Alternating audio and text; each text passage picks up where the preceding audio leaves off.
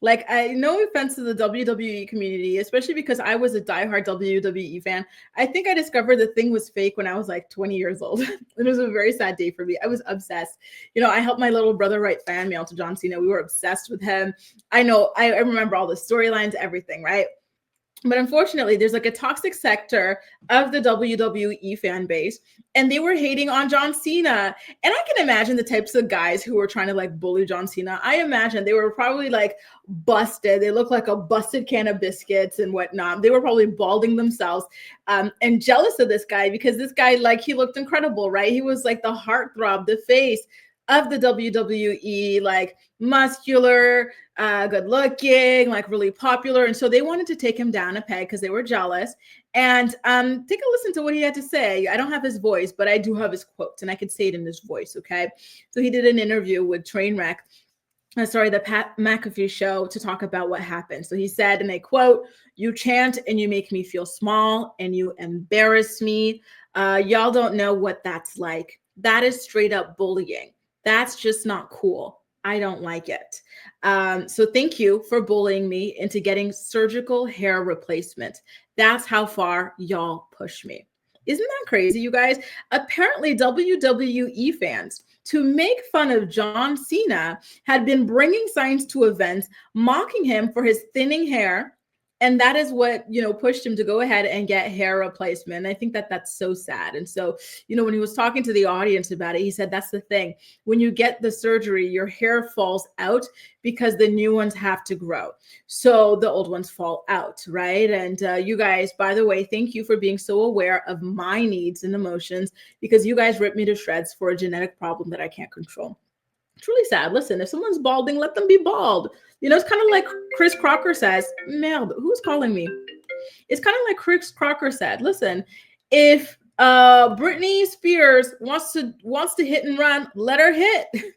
If he wants to be bald, or if his hair is balding, who cares? We all have something, right? That's not perfect. So what's the point of going there and pointing that out to somebody? Like, if he's balding or if he has a full head of hair, like, it doesn't do anything to you. So I think it's crazy that people would, even do these things and push someone to that level, right?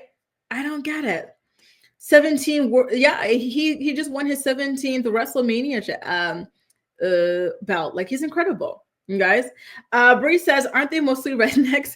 And these guys they're so out of shape. They look like they've never seen a gym or a vegetable or fruit in their lives. And they're over here hating on this guy who has the discipline of a freaking god to look the way that he does simply because his hair is thinning.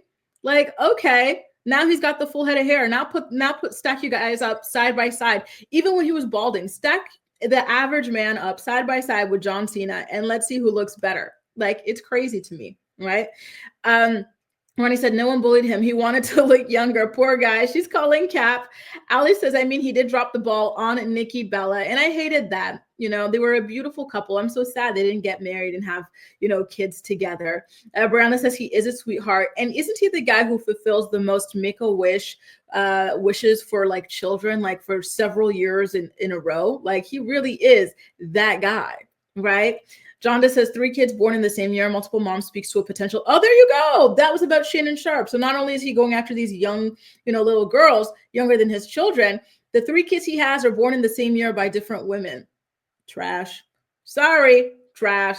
Ali says, I thought WWE needs to approve signs. Ooh.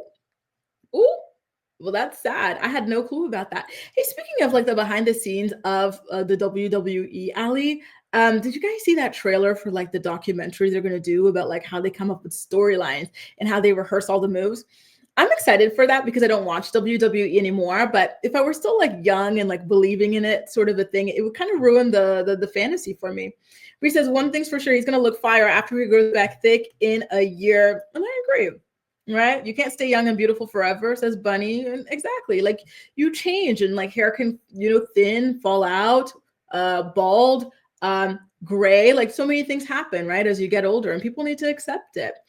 Lucky says, I didn't know he had hair. I thought he was always bald. Really? Like, he always had that, like, little kind of, like, what is it, like the G.I. Joe haircut, the military haircut kind of a thing. Jen says, I've definitely seen people make fun of his bald spot, but I think getting the replacement is part of his evil John Cena character right now, blaming fans for everything.